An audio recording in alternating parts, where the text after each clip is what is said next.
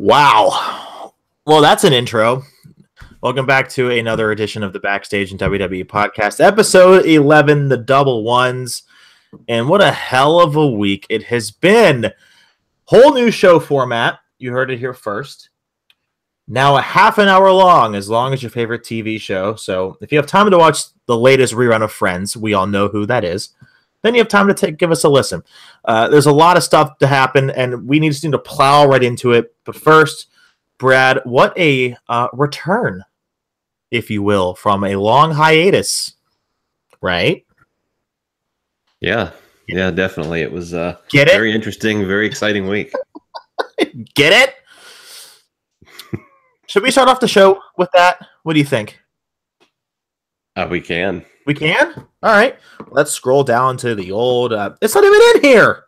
Well, yes, it is. I'm looking at Brad's agenda to make sure he didn't miss anything. I have to keep him on his toes, if you will. But, and I think the big news, and I alluded to it in the open, Daniel Bryan is back wrestling in the WWE. Here, I've been talking the whole time. Please elaborate for as much as you want. There's not enough elation to go around after what we heard on Tuesday. Well, it's an exciting time for a lot of wrestling fans, and for me, it's a double-edged sword. I'm, as a fan of professional wrestling, I'm happy that he's happy to be back, and I'm, a fan of his work. So in that regard, I'm very happy. But, I can't say that I would have ever cleared him to wrestle. And, obviously, I care more about the safety of the wrestlers than putting on 5-star matches. So the people, not the wrestler. You know what I mean? Yeah. So it's a double-edged sword for me. But strictly from the lens of a fan and not caring about anything else, I'm excited about it. Where do you put him? Immediately. Now, we already know the rumor of his WrestleMania opponent or opponents. Shed us a little light on that little rumor. Yeah, him and Shane against Kevin and Sammy. Is that the match for him? Because what's the latest report? We do know that it was recently rumored that he was cleared 2 weeks ago. But then there are other reports of him being cleared the night before. So which one is it? Yeah, it's definitely not him being cleared the night before. That's what I thought. It's because that doesn't make any sense to me. Yeah, that's been, even confirmed. Not just by my source, but there's, workers in the industry, will just put it that way, and I can't elaborate anymore. But okay. Yeah, I'll just leave it at that. Okay. So yeah, it's going to be very interesting. Not the night before. That's confirmed. No, it wasn't the night before. Okay. Now, there has to be a reason why he was cleared and how he was, because the process seemed to have taken literally years. It wasn't just something that just happened overnight. His concussions didn't just go away. I wonder what the difference was. What was that deciding factor? Well, those hyperbolic chambers, I think that's what it's called. The name always evades me, but that's right. Making a lot of progress, and my concern is: does he still have the lesion on the brain? Can that still lead to seizures? If so, and how much more susceptible is he to concussions now that he's got a lengthy history of them? Yeah, and we watched him, and we'll get into the details of SmackDown in just a bit, but I see him, taking his first bumps and his first offense, and I'm thinking, whoa, okay, this is clearly not a guy who's concerned about a hip injury. And that's foreshadowing to what happens a little bit later, and that's saying it lightly. So, and we'll get into SmackDown in just a moment. Monday Night Raw. Here are the highlights. Roman Reigns interrupted Kurt Angle's promo. He was going to address the Braun Strowman issue, which we all wanted to hear, by the way. So what the hell? Instead of getting Kurt telling us who the F Braun's going to get as a tag team partner, Roman Reigns comes out and he says his spiel. He wants Brock. He wants him now. He wants Paul Heyman. So Brock comes out, literally kicks his ass right after the U.S. Marshals that were trying to escort Roman out of the building. They handcuff him, so he's a sitting duck, and we're sitting there just waiting for I don't know, man. It was so weird how it happened, and the fans wanted Brock to keep F5ing him. It was not good. It was not good at all. What do you mean that wasn't the desired reaction? I would hope not. I mean, have you ever seen a U.S. Marshal that doesn't have a gun, a taser, anything but handcuffs? And it's not just like Austin getting arrested by the police, but it's the fucking U.S. Marshals, because the police weren't high level enough to arrest the big bad dog Roman. So they had to call in the U.S. Marshals, apparently, because he's a wanted criminal, a wanted felon somewhere in the country. For all the damage that Braun Strowman has done, where were the U.S. Marshals for him, huh? I'm probably scared. Yeah, Roman's just... Braun's too big. Roman's not big enough, apparently. We should just ask Vince if he's big enough. Well, I did say it. I understood what Vince and the entire creative team was trying to do. But it was a fart in church, guys and girls. Did not work out so well. I wish it did. But the fans turned on him in a flash. Yeah, I mean, as I have said before, this wasn't necessarily working. We talked about this last week, and I thought then it didn't work. And as I said, this is building towards the fans not liking Brock, but it's not necessarily building towards the fans liking Roman. And this was more like two steps back. This was not at all what they wanted or expected, I guess. And it's funny too, because it felt like they were going forward, right? I thought they were doing better with Roman doing his part and cutting the promos that he was improving, with Vince selling it last week really hard in Gorilla. I thought that we were heading towards that perfect little orb of, well, we'll take Brock and Roman again. Fine. And just accept it. But that, I don't know, dude. They have a couple weeks to change my mind. So we'll see where it goes from here. I mean, he's going to get booed when he wins, bottom line. He will, yeah. And there isn't a Seth Rollins to make it all better. So it's going to be interesting what they do. Now, moving on to John Cena. Edge, on the Edge and Christian podcast, had a very interesting comment about his promo. And you could read it at ringsidenews.com for the recap. He said it was hokey and corny. Well, it was. I would tend to agree. I didn't like it either, and I've been loving his stuff since he's been calling out like when he was in the crowd with the beer. I loved that. I loved the entire segment. This, I felt like he was just screaming, "I want Undertaker" for 7 straight minutes. Yeah, it was hokey. I mean, it was just, he was just going through the motion of the lines, and it didn't really seem to have any true passion with it. It was just kind of a guy who was repeating lines and kind of being wacky, like even in the way he was speaking the lines was just like, it was just so corny and so non-emotional and so fake. Yeah, I can agree with you there. But the ending, when Kane comes out, that I enjoyed. I like that swerve. I thought it was a lead balloon. What does that mean? Well, like, it's basically like, you've got this feud that everybody wants, and you have a potential climax, a moment where Undertaker could come out and this finally starts to come together, and instead you get Kane, who basically nobody cares about anymore. Well, I thought it was it went into a different direction. I didn't expect Kane to ever get involved in this. And he's Kane's brother. Yeah. It went in a different direction, but one of the things WWE, into their credit, they've done a good job of this year is trying to swerve the fans and make it more unpredictable, even though in a lot of ways we know what the card is. Yeah. But there is such a thing as just trying to swerve, when it's not logical or doing it too much, I guess, when it doesn't, when it affects the story in a negative way.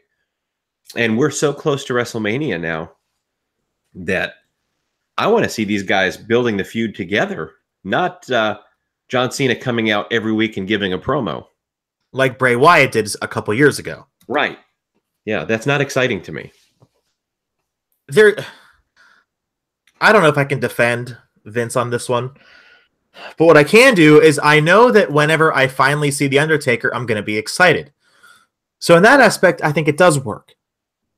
It just depends what view you want to take and what perspective you want to look at it as. Like, I hope Michelle McCool comes out next week. Or maybe they'll go a little bit above and beyond and do something crazy. Like, they'll have like the ghost of his Reaper gimmick. I don't know. Come out or something, or to have like a little bit of like a sign say the Taker's here and he's really not. I like the teasing. I get it because I know what it's leading to. Well, we know it's leading to a match. I mean, that's been the case since obviously since December. It's not confirmed yet. Stop it. It's funny because I continue to get messages like, when Kane came out, I started getting messages about, it was the match off, or is it Cena versus Kane now? Oh, no. No, it's not. God. I'm going to need to be heavily medicated if the match is Kane versus John Cena. That I can tell you. Hey, the big red machine still has a job, man. Hey, we might be able to get to some of that at the end of the show. And the ultimate deletion to kind of just cap off Monday evening. I don't want to talk about it a lot because it's such a mixed bag of emotions. I thought it was a good metaphor was given to me. It was Spike. Do you know the Spider-Man movie series? I do. That was Spider-Man Homecoming. It wasn't as good as the Tobey Maguire Spider-Man, but it wasn't as bad as, I think it was like Spider-Man Returns or something. I forget the lower tier movie. So, but it was okay. That's all it was. It was just okay. Yeah, I mean, you have to understand. You have to understand what you're working with, what the constraints are. I overall liked it. Yeah, it's not for everybody. I think they really, to make it believable in the context of the story, they need to book him like a special attraction type of character who does this kind of stuff. But that aside, I mean, I thought that it was pretty good. Some of it was definitely a rehash of what you saw in Impact, if you've seen that. But a lot of WWE's audience haven't seen that. So for them, it was new. But I thought they could have done a better job, like introducing exactly what this was, for the new audience members who haven't seen this before. Overall, I liked it. I mean, there were some cool things in it, and I knew what to expect, and I knew probably what the constraints were. I mean, the production was good. Yep. And so it was fine. But, Vince was, not, he didn't get this. He buried the F out of it and used Michael Cole as the buffer. Didn't necessarily think it would work. And so, yeah, he had Michael Cole buried on commentary and apologized for it, which is really bad business. Could you imagine after Matt Hardy spent over $50,000 of his own money and went through that entire thing with Vin TNA to do this in WWE, and then they shit all over it by having Michael Cole, basically apologize for what you're about to see? Vince doesn't give a damn. I would be irate. I would be pissed. You don't get over your material by burying it before the audience sees it. It's just ridiculous. It's bad business. And so, yeah, I mean, he didn't think it would necessarily work, and he didn't get it. Big surprise. Do you think Cole went into business for himself and said that, or because I think it was Vince? No. That was Vince. I mean, that was a line that he was fed. Yeah, it's a shame. It really is a shame. However, that wasn't the only cool thing to happen in wrestling this week. Like we talked about, Daniel Bryan is back. He is cleared to wrestle in a WWE ring. Hallelujah. Praise the gods. I wonder how much money he paid them to let them do that, but that's a whole nother discussion. And then comes what happened in the main event.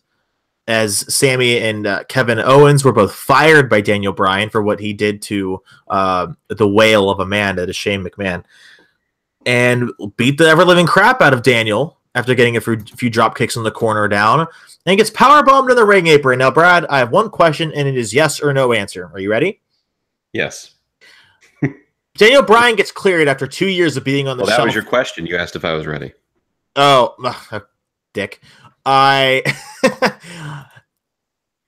Daniel Bryan, 2 years of frustration and attempts to get back into wrestling.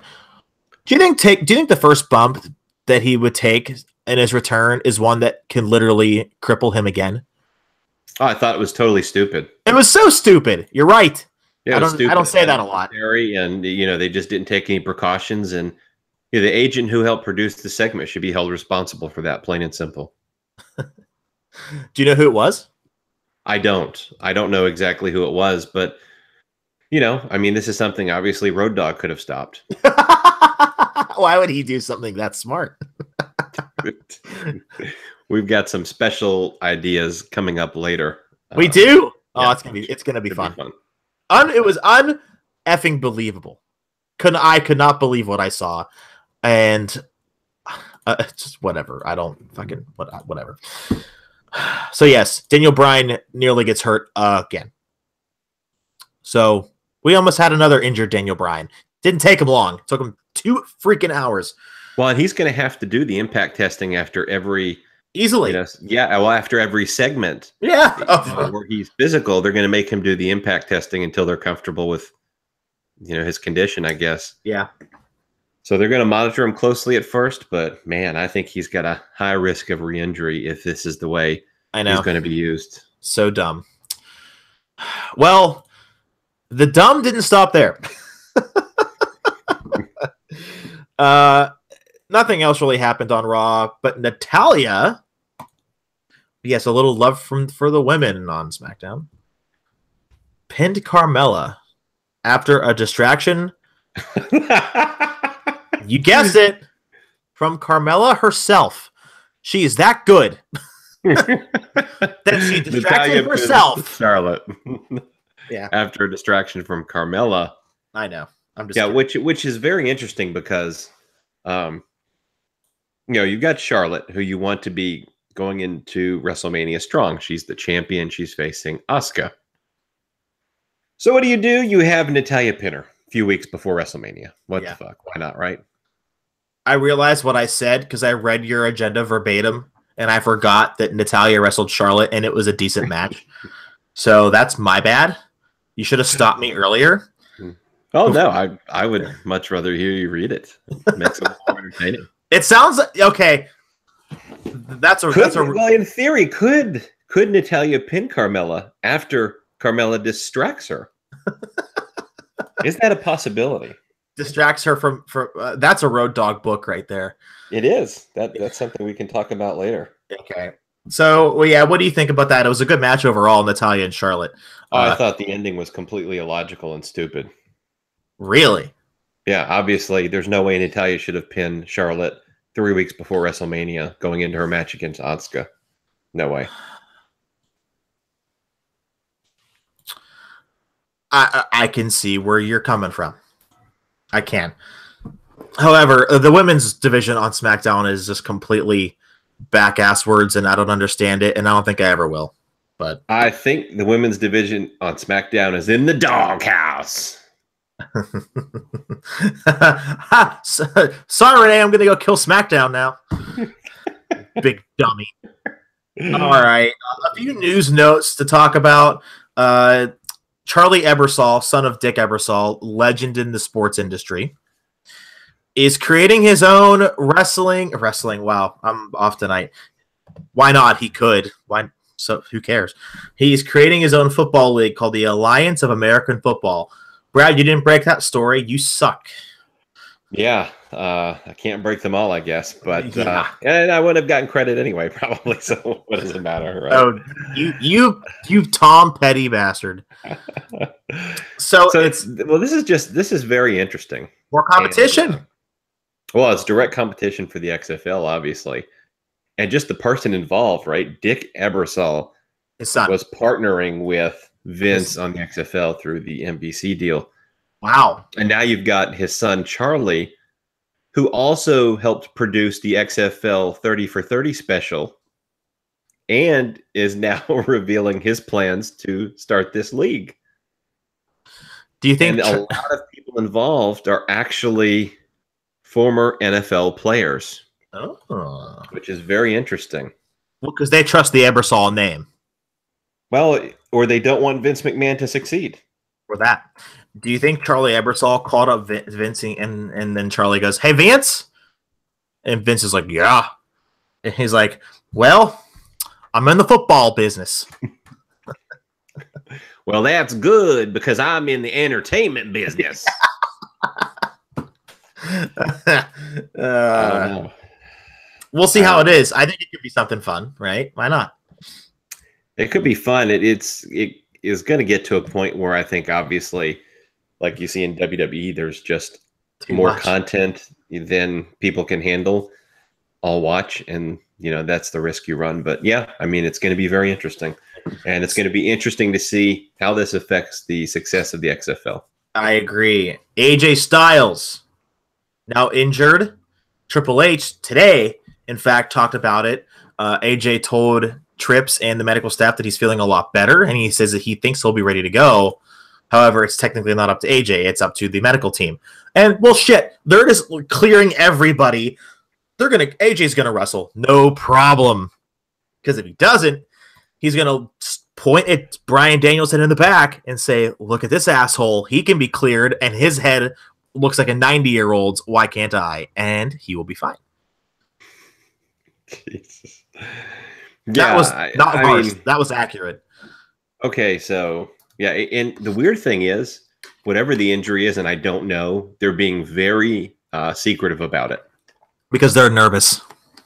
Yeah, they're nervous he's not going to make it. I mean, I still think he probably will, but it's serious enough, I guess, that they're a little worried and they're keeping it a secret, whatever it is. It's just so odd. Like, could you imagine, like, a football team, one of their star players gets injured, and then they just like keep the injury secret and they don't talk about it to the media or anybody else? Well, that's hockey.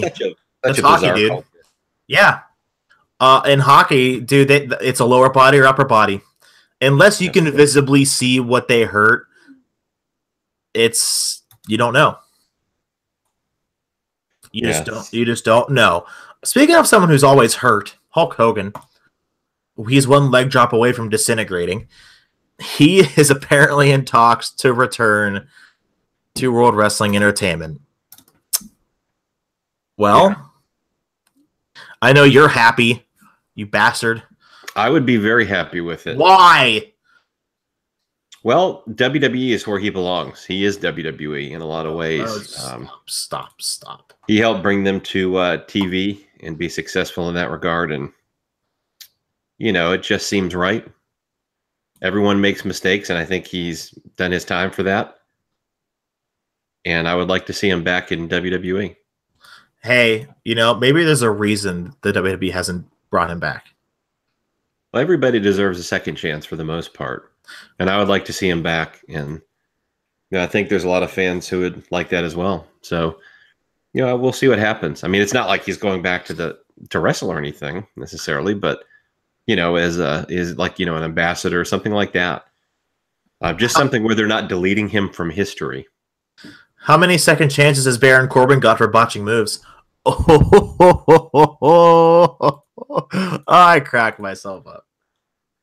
Yeah, well, I mean, this is supposed to be a simulated fight. And believe it or not, an actual fight is not like a Cirque du Soleil performance where everything is smooth and choreographed. So I kind of like a little bit of rough around the edges in my mind. Okay, all right. You're getting upset. I'll stop. Hey, no, I'm not upset. I'm just pointing the obvious out. Botching Corbin. That leads right into our news segment. This is your baby, so I give you the floor. Okay, well, I want to hear your idea. So we've come up with a little segment for this week. Hopefully it'll be fun. Hopefully you won't hate it. But if you do, that's okay too. It's Road Dogg's booking ideas that never happened. So We all know his booking is generally the shits, and we'd like to give you a few maybe, maybe not funny ideas for SmackDown Live. Go for it. How about the American Bad Asuka? Asuka sporting leather ring gear, riding a motorcycle to the ring. Do you like? I mean, I like it. I do. I do. How about Broccoli Lesnar, an extremely health-conscious vegan with a fondness for broccoli, who advocates for animal rights and better food choice. You wrote that one. That's why you love it so much. I will. That's true. Next one. Romano Reigns, a fondness for hard, salty cheeses. He covers his physique with a vest to hide his cheese addiction and prevent himself from being fat shamed by his peers. Also great to be around if you're hungry. This one might be my favorite. The Big Castaway. He got in one little fight and his mom got scared and she said, "You're Jesus Christ." And she said, "You're moving in with your auntie and uncle to Bel Air." One day while on the family yacht, he became stranded on a remote island and missing for years. He found his way home. He's a castaway, the big castaway. Big Cass. All right, the next one. Adam Coal Miner. Baby. Oh, Jesus. Supporting his family as a career coal miner, baby. He eventually suffers from health problems and is forced to embrace clean energy. He becomes a pro wrestler and he uses his platform to promote clean energy. You have so many. The Braun Strowmanscape. After finally meeting the woman of his dreams, she isn't too fond of his excessive facial and body hair. Embracing his less masculine side, Braun trims his facial and body hair and holds seminars around the world on why big beards are bad. And Finn Balor. Born with flippers and the ability to remain underwater for long periods of time, Balor is on a mission to bring equal rights and peace to the genetically mutated population born with fins like himself. But don't hold your goddamn breath, pal. All right, I have one. Actually, I don't even know. You put me on the spot here, and I know you told me to think of some, but I couldn't. I think the one that here's one. The 1-2 kick out kid. He never kicks out at 2. I like that. He never kicks out at 2. Get it? Because 1-2, you know. Okay, tough room.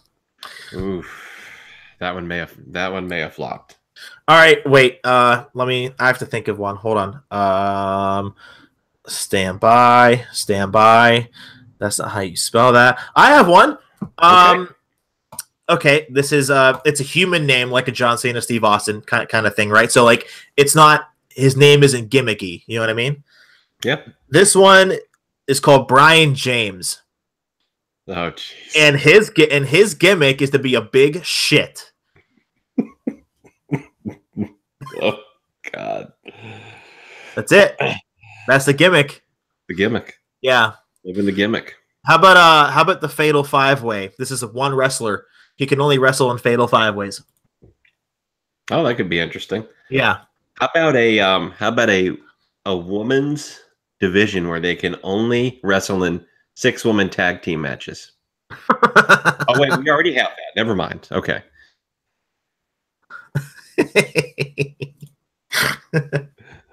That's tremendous. What else do I got? I don't know. I know. I mean, I've put you in spot. I've come up with some really great stuff here, and for the right price, I would be willing to write this every Tuesday night. I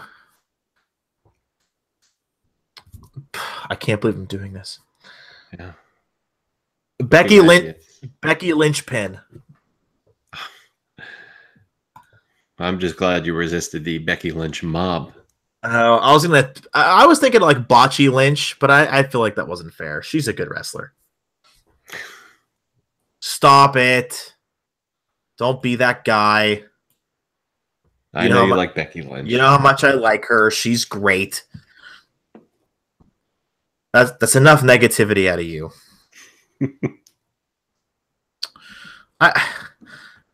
So the key of this discussion, ladies and gentlemen, Road Dogg is the worst. He's actually awful. Okay? More awful than you could ever imagine anything else. That is all. Well, more awful than the person whose website has a poll saying that Kenny Omega is the second biggest draw. Okay, do you want to talk about that at all? I feel like we should. Oh, that's up to you. I definitely wanted to put that bait out there to see if you would bite. I did. So long story short, and we're coming up on the end here. Long story short, I saw a tweet from I think it was PW Stream on Twitter. Good guys. Good, very good. Absolutely. Good guys. And what I thought I read was, and meanwhile, let me preface this by saying I may have had some beers that night. I don't know. We'll just say that I did. So I did. I had some beers that night. And then all of a sudden, like, I see this tweet saying that Kenny Omega was voted the most over wrestler. And I'm like, well, that's stupid. And I thought it was a poll. Or I thought it was what the hell? It's a rankings, because all Dave does are fake rankings. So I'm like, okay, that's whatever, that's fine. And I guess I got so much crap from all of his stupid fans. Yes, you're all stupid. Dave called me out and said all of his stupid fans know more about wrestling than I do. I don't think they're all stupid, just for the record. Okay, maybe they're not. I'm sure some of them. I'm sure. I'm grumpy. No, you're not all stupid. I'm sure you guys are great people. And then he called me out saying that they all know more than me, and I wasn't going to argue about that because maybe they do. I don't know. I don't know everything. And his legions of fans just would not stop, and they kept me up late, and I didn't get my sleep. So that was upsetting. But the worst part of it all is that, and here's a lesson for all of you, do not make a mistake on the internet. And I should know this by now. I've been working on the internet for 7 years. If you make one mistake, you're the worst human being on the planet. Just remember that. No pressure to anybody out there. Or a spelling error in a tweet. Yeah, or a spelling error in a tweet. That's a felony offense. You can't do those either. But let's not forget the moral of the story. If you think Kenny Omega is the most over wrestler on the planet and the biggest draw, you really are dumb. And I will leave it at that.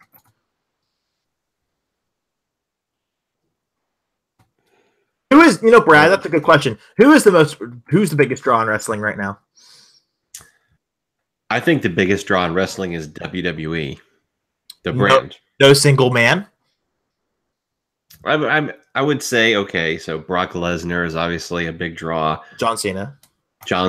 I mean, these are guys who, and you have to, when you say draw, you have to talk about, what a draw means today versus the Attitude Era versus the Golden Era.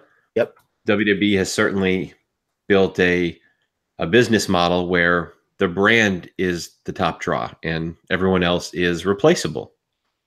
And that's intentional. And so in that regard, it's very different in this time versus past times. But yeah, certainly I would say those are a couple of guys who come to mind. Fair enough. I would just say John Cena. I think he's definitely the one that I would say is the biggest draw right now, him or Brock Lesnar, because I know if you sit me in a room with 100,000 people, I don't care who they are, they listen closely. They would not pay to see Kenny Omega, but they will pay to see Brock Lesnar. Why? Because he is an actual athlete, not a fake fighter. Sorry. Oh, boy. Oh, what? You think we're going to need some hate for that? You're probably right. We might. But you know what's a cool function, though? The block function. The block. Why don't we call it that? Why don't we? Why don't we just call it the blocker? The block party. We're having a block party. You might be. No, last but not least, I really want to get to the news about what JBL said about Dave Meltzer. Can you add onto that? It was certainly. It was very interesting, and I think if you followed the entire thing, JBL did actually delete his tweets. So they're not out there anymore. But find them. But not that I found them, but I actually had them screenshotted. Hey. Okay, so Bruce Pritchard starts with talking about telling stories. I tell stories about my actual experiences in an entertaining manner. I don't make shit up and don't perpetuate rumor, innuendo, bullshit, and untruths. I guess that's difficult for some to understand, especially those who have never experienced it. That was Dave Meltzer tagged in Conrad Thompson as well in that tweet. JBL responds, we not only laughed about how wrong these news sites were, we fed them bogus info they always jumped on in order to swerve the fans. Hard to believe anyone still pays attention to these guys. Someone says, hard to believe anyone pays attention to Rosenberg and Sam, but WWE hires them. Touche. Okay. John says, I respectfully disagree. I think both guys do a great job. I'm talking about these bogus internet sites, which is most of them. Sam and Peter are on the inside and have real info. I'm not so sure about that, but at least on the inside. Yeah. He says, again, Meltzer was such a great asset for WWE. He was so wrong and so easily manipulated. He was perfect to feed bogus info to in order to swerve the fans. He should have been on the payroll. How anyone still follows him is amazing. So that was that. It escalated quite quickly. Is JBL wrong? I do think there's a degree of truth to it for sure. But of course, not as much as he says. And certainly there's some great things Meltzer has done. And I think he's a great historian for the business. And he does have some inside information, obviously. But I also think there's definitely some truth to what JBL says. So I can see the point on both sides. But,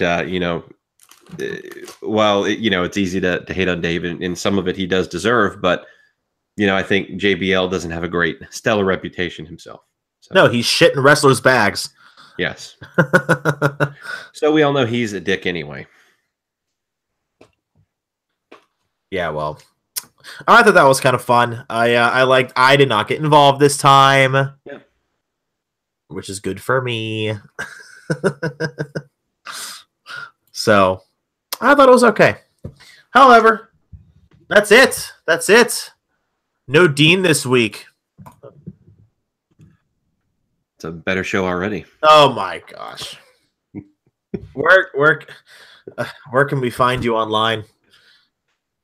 At the Brad Shepard on Twitter, SHEPARD.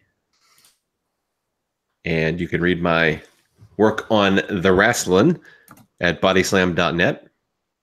And a bunch of other stuff in sports, nocoastbias.com. A journalistic repository of all my work, thebradshepard.com. And that is pretty much it. Do you have that memorized, that whole sign-off? I don't. It sounds like you do. I think it's the same thing every single week. Yeah, well, I try to be consistent. Oh, I'm glad. You can follow me at Wrestling News Hub on Facebook, John Fisher TV on Twitter, and that's honestly all about that. We'll have another episode next week. Same time, same internet. Is there anything that you want to say before we go? Yes. Dildo is an incorporated place on the island of Newfoundland in the province of Newfoundland in Labrador, Canada. That is all. I'm done asking you what else you have to say. This is the last time. If I come back at all, we'll see. See you all next week.